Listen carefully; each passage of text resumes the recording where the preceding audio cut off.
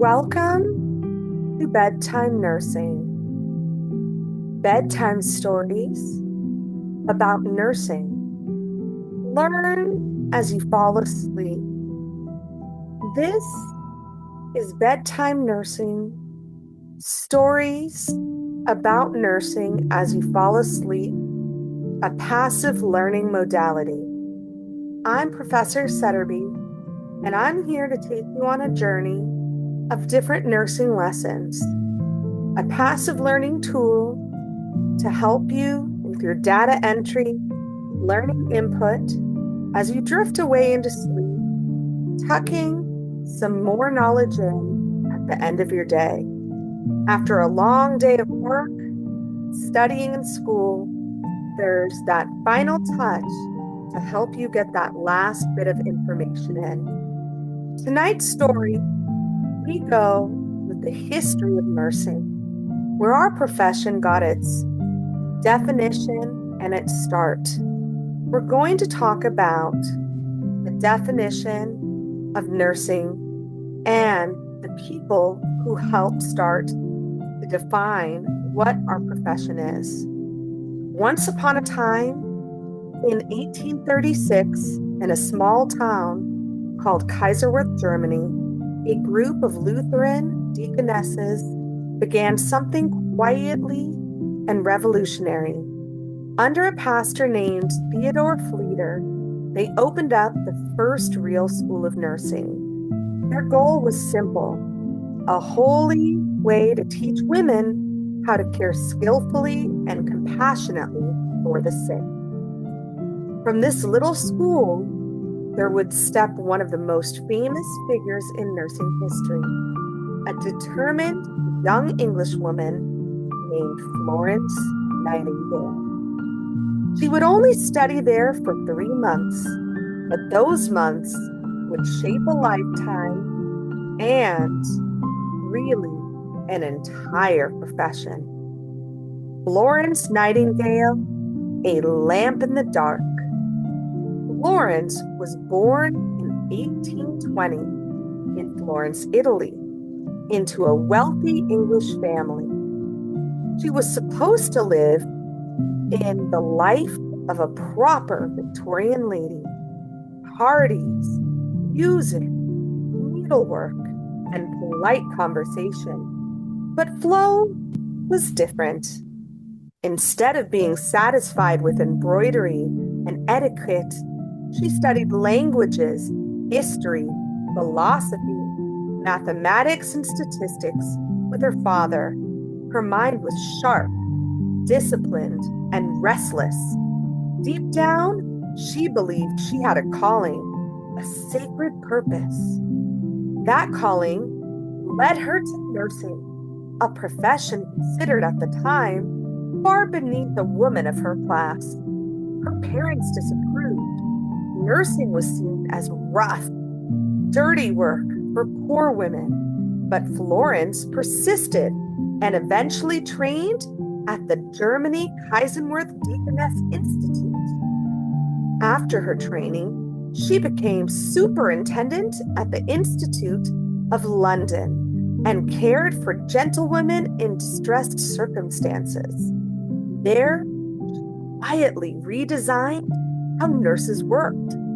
She installed dumb waiters so nurses didn't have to haul heavy trays up and down stairs. She created call bell systems so patients could signal for help. She removed religious discrimination in admissions, welcoming people who had previously been excluded. Florence just wasn't a kind nurse. She was an organizer, an administrator, and a thinker. The Crimean War, from chaos to cleanliness. Then came the Crimean War. Beginning in 1853, Britain, France, Turkey, and Sardinia were fighting Russia, and reports began to filter back to England. Filthy hospitals, wounded soldiers, lying in uniforms on dirty floors, almost no supplies, and very little nursing care. Newspaper accounts horrified the public. Eventually, the British government turned to Florence Nightingale and asked her to lead a team of nurses into the war zone. Florence accepted. She traveled to the barracks of hospitals with 38 self-identified nurses, many with limited formal training. What they found was staggering. Overcrowded, unsanitary wards, no proper beds, linens, or blankets, few medical supplies, poor food and water. Florence set to work. She organized cleaning crews to scrub the wards. She established laundries and linens and uniforms. She used donated and purchased supplies to provide better food and basic equipment. She emphasized fresh air, cleanliness, and order.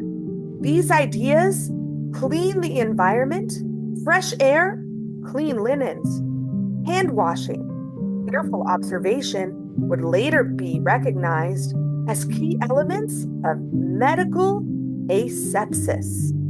Slowly, statistics began to change. At first, soldiers were more likely to die from infections than their wounds. After about 6 months, the death rates dropped dramatically from 420 deaths per 1,000 casualties to about 22 per 1,000. The change was not magic. It was environment, cleanliness, and systematic care.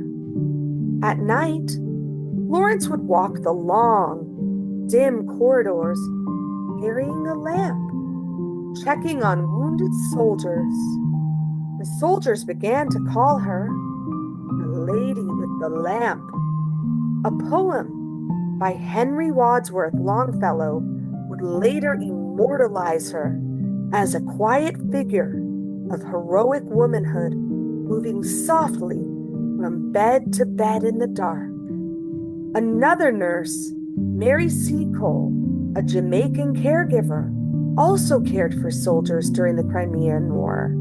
Using her own money, she set up a lodging house in Crimea where she provided food, shelter, and care. In London, a statue now honors her work and reminds England not to forget a woman who sought out the wounded and nursed them with courage and compassion. Nightingale the educator, a new kind of nurse. After the war, Florence became ill herself, but eventually returned home. Queen Victoria honored her for her service. Florence had a new dream: to change nursing through education. In 1860, she founded the Nightingale Training School for Nurses at St. Thomas Hospital in London. It was a one-year program, independent and financially separate from the hospital. Florence believed nurses should be morally upright, well-educated, and carefully selected for character and intelligence. Her students lived under strict rules and strong moral expectations. In the evenings, they were kept safe and supervised to reassure their families when they graduated and went off to new posts. Florence sent them books and flowers, small, thoughtful reminders that their work mattered.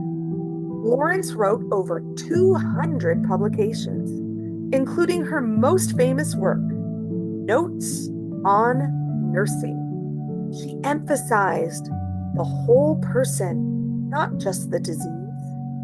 The importance of the environment, careful observation and record, assisting nature to heal rather than fighting blindly against it. Her careful use of statistics and evidence would today be recognized as an early form of evidence-based practice. Florence saw nursing as a sacred calling, not just as a job. She believed in nursing, using time well, serving humanity, and constantly striving toward moral and professional perfection. She was skeptical of licensure, fearing it might become too political or union-like, but her efforts opened nursing to women of higher education and established it as respectable professional vocation. She lived to be 90 years old, dying in 1910. The government offered her a grave at Westminster Abbey, but she requested a simple burial with her family. Her grave marker is plain, just FN, with her birth and death dates, quiet like the woman herself, but the impact of her work radiates across the centuries. The Nightingale Pledge and Moral Character. In 1893, a nurse named Lystra Bretter, the principal of Farad Training School in Detroit, helped write a pledge for nurses as a tribute to Florence. It was modeled after the Hippocratic Oath and emphasized purity, confidentiality, loyalty, and devotion to patients' welfare. Many nursing graduates still recite a version of this pledge, even though Florence herself did not write it. The spirit remains a reminder that moral character and ethical behavior are central to nursing, something still required of nursing students today when directors attest to their fitness for licensure. Crossing the oceans, early nursing America.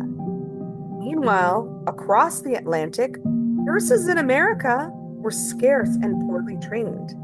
In 1849, Pastor Leidner from the same Kaisenworth tradition came to the United States with 4 trained deaconesses. They helped start the first Protestant hospital in America, in Pittsburgh.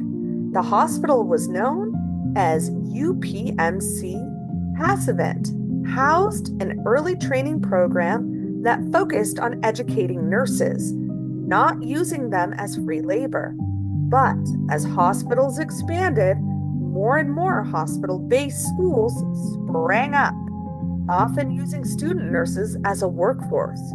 Long hours, little pay, and demanding conditions happened.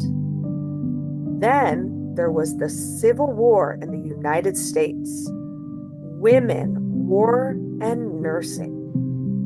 During the American Civil War, from 1861 to 1865, nursing met another evolution. In the South, women dared not work in hospital. They faced strong prejudice.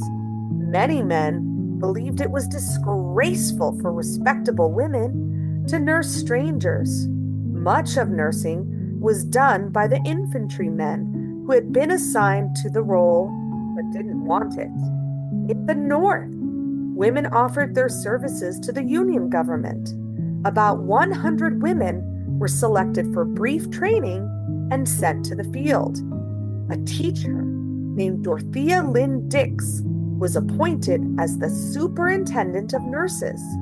She recruited women who were plain, older than 30 years old, and modestly dressed. No hoop skirts, no jewelry. Many women who didn't fit those standards still nursed unofficially, without recognition and without pay. Dorothea Dix, also a strong advocate for people with mental illnesses, helped establish the first hospitals for the mentally ill. Another teacher-turned-nurse, named Clara Barton, began collecting supplies for soldiers. She rented a warehouse and rallied friends, gathered foods and blankets and bandages. She dedicated and led her appointment as superintendent for the Department of Nurses for the Army in the year 1864. After the war, he helped find missing soldiers and later brought the idea of the Red Cross to the United States, founding the first American Red Cross chapter in 1881 in the town of Danville, New York. From home care to practical nurse programs. In the late 1800s, most nursing care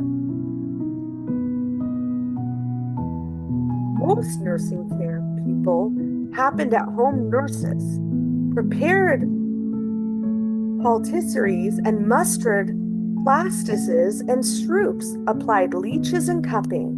They gave nutrient enemas and eggnog and brandy broth. They assisted in childbirth as midwives and taught new mothers about cleanliness and diet care.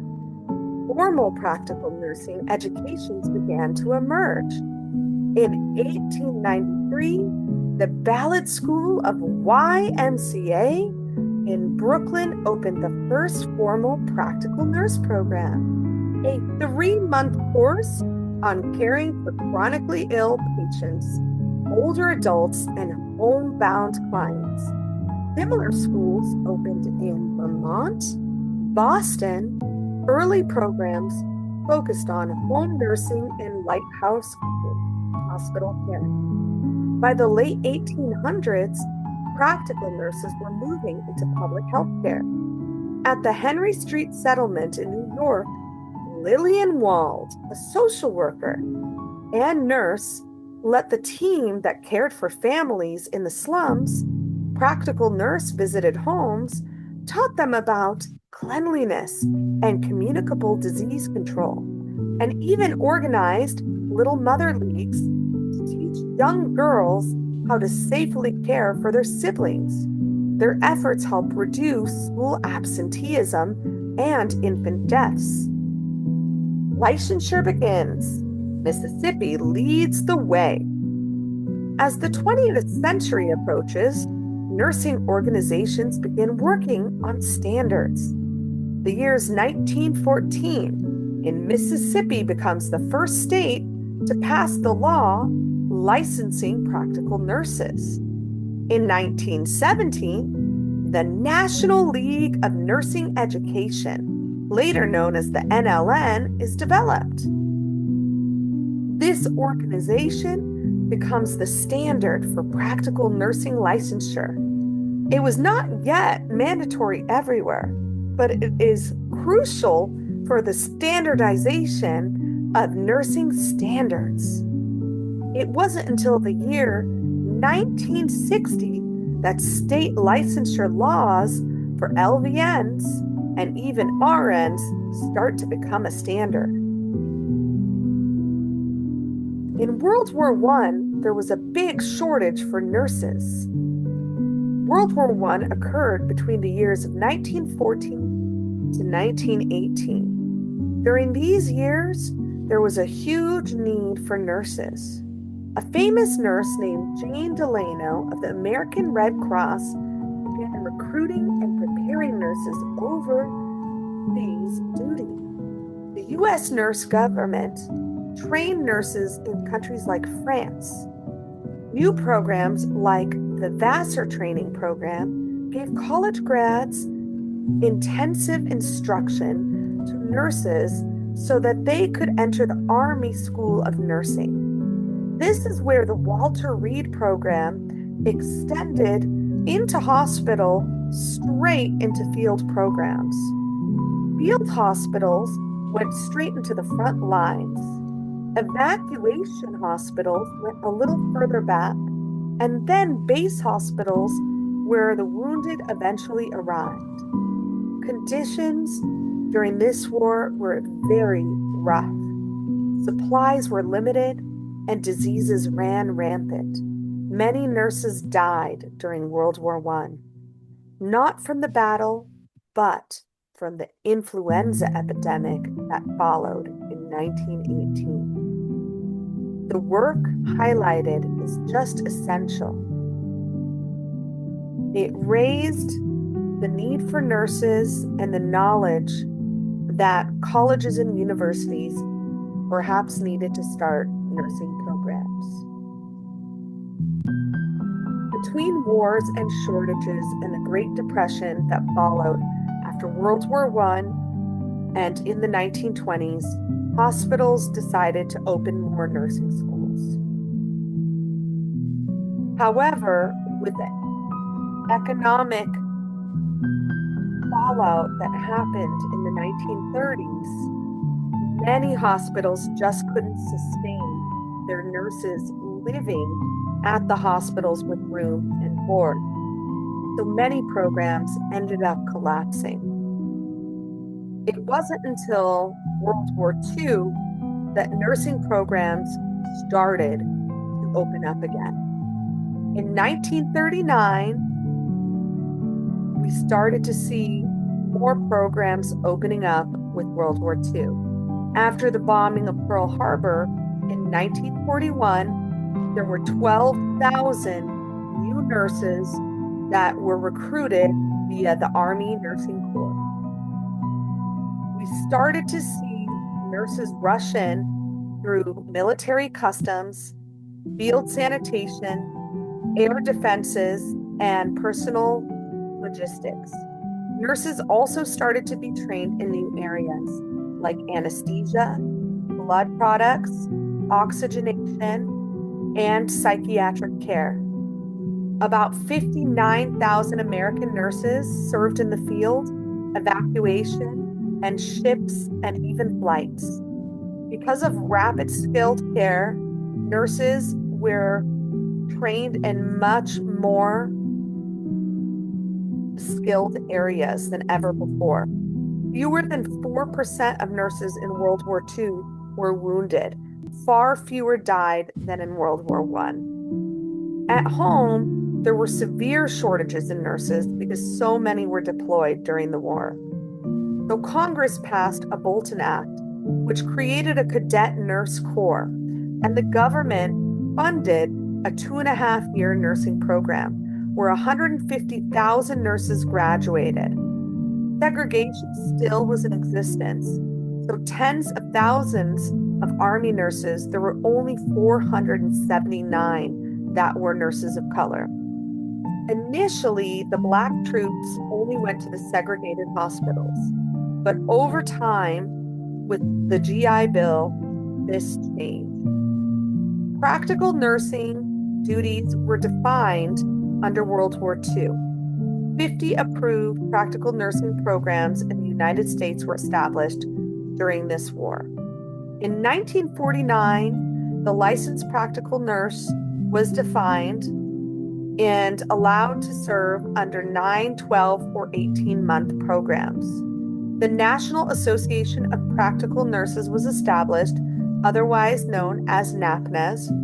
We also established a program called the National Federation of Licensed Practical Nurses, which allowed for nurses in the vocational nursing profession to have a voice.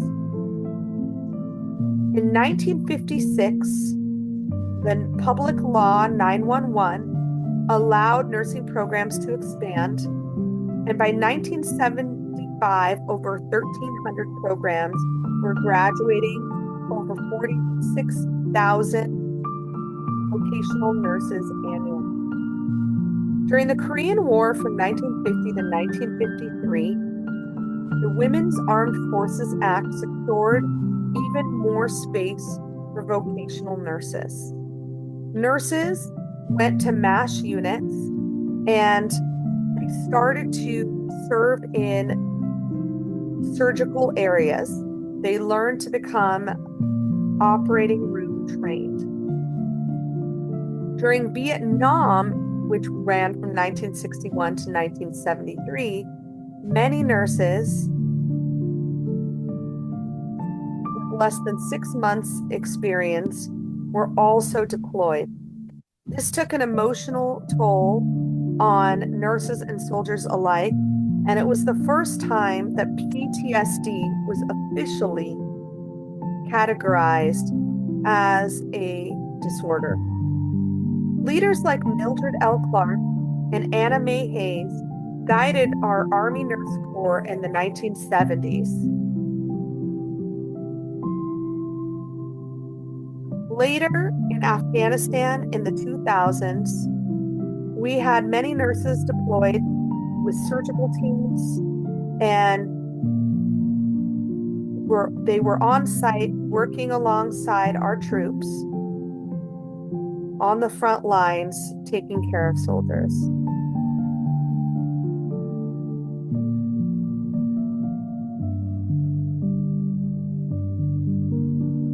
Currently, the levels of nursing continue to be something that's under debate today. The levels of professionalism is something that's a current hot topic. We have many different pathways for nursing going all the way to advanced practice roles. We can have nurse anesthetists, we can have doctors of nursing practice, and there are many avenues to success. One of the most recent changes for vocational nursing, for example, is they will no longer be providing advanced airway support. This is something that the Board of Vocational Nursing is considering, perhaps making a post-licensure certification like they've made for IV certification. Stay tuned to this channel and to my TikTok at Professor_Setterby for more updates. As you fall asleep, remember this: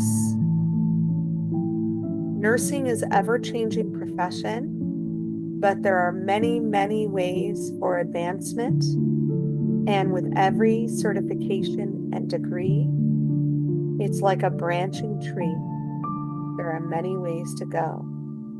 It started with a lady in the lamp, and you are now the next lady or gentleman who we pass the torch on to.